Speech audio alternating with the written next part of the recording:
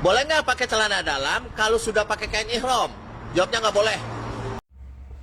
Halo, shalom, salam sejahtera bagi kita semua. Saya Lina Wijaya. Izin stage ya videonya.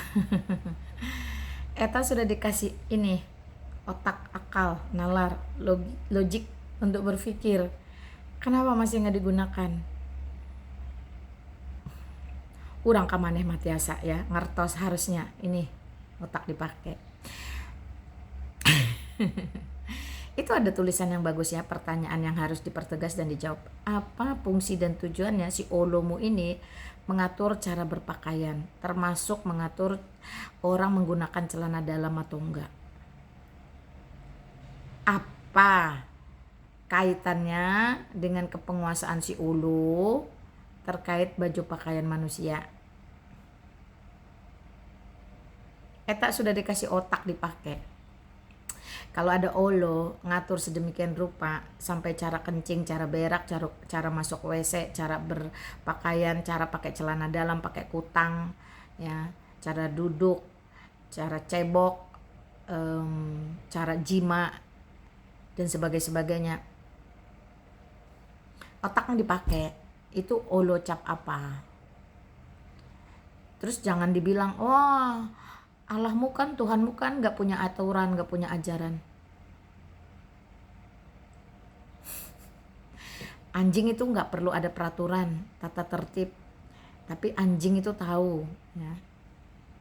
Kucing, babi, hewan aja ada beberapa pola hidup, cara hidup, ya, yang gak perlu dikasih tahu, gak perlu diatur, dia udah tahu. Lalu bagaimana mungkin kamu manusia yang katanya berakal, berlogika, berotak, berpikir, cara berak diatur, masuk WC diatur, mau jima dengan bini diatur, pegang ubun-ubun palanya sambil berdoa minta dikuatkan buah jakar. Eta ngapain sih? Ya, eta terangkanlah. Kumaha iya. Ya, jadi teman-teman, mari mulai menggunakan kecerdasan yang membedakan manusia dengan hewan dan tumbuh-tumbuhan.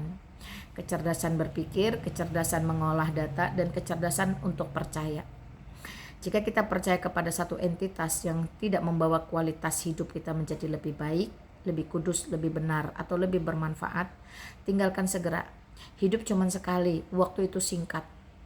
Jangan sampai diisi dengan penyembahan kepada berhala. Di dalam 1 Tawarikh pasal 16 ayat 26 jelas dikatakan Allah bangsa-bangsa adalah berhala. Dari sini saja kita tahu, ya. Kalau ada bangsa Arab, bangsa Indonesia, bangsa Jepang, bangsa India, mana lagi lah negara itu bangsa ya. Bangsa itu negara, bangsa itu orangnya, negara itu wilayahnya. Nah, kalau mereka memiliki Allah khusus, Allah tersendiri, sudah bisa dipastikan itu adalah berhala. Mengapa demikian? Karena Allah yang sejati, Allah yang benar, itu termaktub di dalam Yohanes pasal 3 ayat 16. Karena begitu besar kasih Allah akan dunia. Nah, jadi Allah itu harusnya mengasihi dunia, bukan bangsa-bangsa ini iya, bangsa itu enggak. Ya, itu baru betul. Karena begitu besar kasih Allah akan dunia sehingga ia mengaruniakan putranya yang tunggal. Agar setiap orang percaya kepadanya tidak binasa melainkan beroleh hidup yang kekal. Nah, ini baru Allah yang benar. Jadi kasihnya tuh kepada dunia rata. Tinggal kamu yes or no. Kamu tidak percaya, kamu tidak suka, kamu tidak terima sekalipun, tidak mengubah keilahiannya, kealahannya, dan tidak mencemari kasihnya, keadilannya. Jadi tidak terkondisi.